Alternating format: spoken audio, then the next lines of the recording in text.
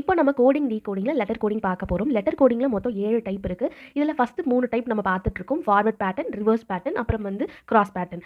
அதுக்கு முன்னாடி முதல்ல ஒரு சம்மை சால்வ் பண்ணுறதுக்கு நம்ம ஃபஸ்ட்டு வந்து நம்பரிங் கொடுத்துக்கலாம்.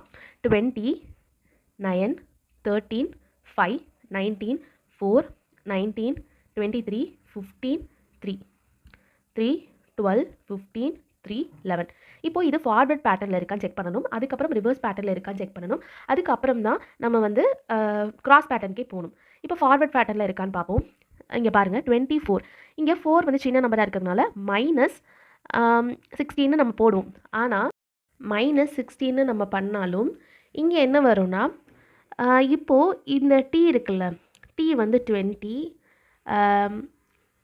இதுலேருந்து இசட் என்ன 26. இப்போ அடுத்த சைக்கிளுக்கு நம்ம போகிறோம் அப்படின்னா ஏ வந்து 27 எழுதுவோம், பிஏ 28 எழுதுவோம். இப்போ அடுத்த சைக்கிளுக்கு போகிறோம்னா இது நிறைய சம்மில் நம்ம பார்த்துருக்கோம். இப்போது டி வந்து என்ன வரும், சி வந்து 29, டி வந்து 30. இப்போது 20 டி வந்து 20 இருக்குன்னா டி 13 இருக்குது. ஸோ இது +10ன்னு எழுதலாமா?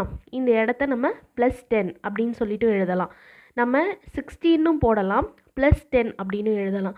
ஏன்னா இந்த சம்லாம் பார்த்திங்கன்னா இங்கேருந்து இங்கே வரும்போது +10, +10, +10, +10 இப்படி சொல்லிட்டு வருது. அதனால இந்த இடத்த கொஞ்சம் செக் பண்ணி பாருங்கள். 2 விதமாக நம்ம இதை எழுதலாம். ஒன்று 16ன்னு எழுதலாம். 16 முதல்ல பெரிய நம்பர், அப்படி வர வாய்ப்பில்லை, வரலாம். ஆனால் பாக்கி எல்லாத்தையும் செக் பண்ணுங்கள். அது வந்து எல்லாமே ஒரே மாதிரி இருக்குன்னா இது இந்த மாதிரி எழுத முடியுமா, இந்த மாதிரி நம்ம சால்வ் பண்ண முடியுமான்னு பாருங்கள். கரெக்டாக வந்துச்சுன்னா இது ஃபார்வர்ட் பேட்டர்ன் இல்லை ரிவர்ஸ் பேட்டர்ன் அப்படின்றத நம்ம அப்புறம் இது பண்ணிக்கலாம். அப்படி தான் எழுதியிருக்காங்க. இப்போ கிளாக் எழுதிக்கலாம்.